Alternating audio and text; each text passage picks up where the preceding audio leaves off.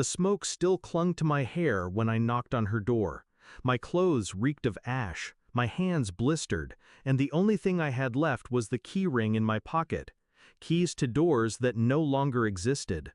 She opened it halfway, looked me up and down, and sighed. "This isn't a shelter." 7 words. Cold, sharp, final. I stood there, waiting for her to take it back, to open her arms, to remember I was her daughter. But she didn't. She closed the door. For 5 years I carried them. Rent, utilities, groceries, car payments, medical bills. Over $200,000 drained from my account into theirs. At first, I gave out of love. My father was gone, and my mother was drowning. I wanted to be her lifeline. I wanted to believe family meant something. I covered my brother's tuition. I paid for the roof over their heads. I bought the food on my table. Every thank you felt rehearsed. Every hug an obligation. But I ignored the hollowness. I told myself it was worth it. Then came the fire. One spark, and everything I built for myself turned to smoke. My apartment gone, my savings strained, my future uncertain. And when I turned to them, the family I had carried, they turned me away.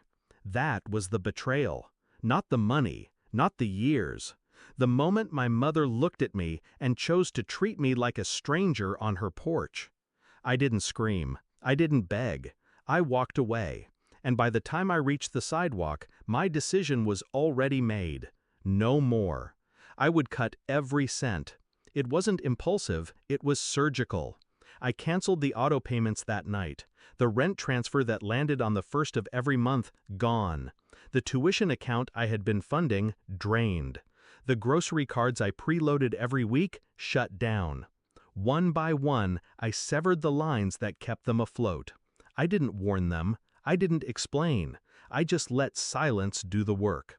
The first crack came within 24 hours. My youngest brother called, then texted, then begged. Tuition was due, his card declined. Then the lights went out in their house. The electric bill had been mine. Groceries stopped arriving. The fridge went empty. I watched it unfold like a slow-motion collapse. A family that once mocked my choices, dismissed my sacrifices, now scrambling in panic. And all I had to do was nothing.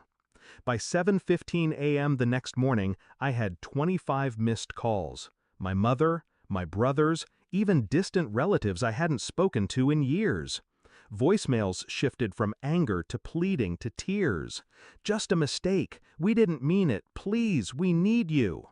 I listened to them all, calm, unmoved. The confrontation came 3 days later. She showed up at my workplace, hair uncombed, eyes wild. "You can't just abandon us," she hissed. I looked at her, the woman who birthed me, the woman who told me her home wasn't a shelter.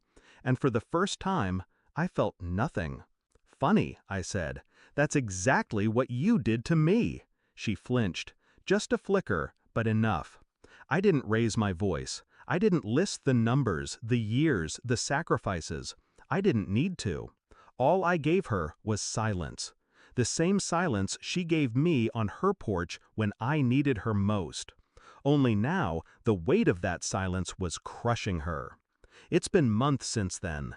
They've sold off furniture, borrowed from relatives. My brothers took jobs they once sneered at.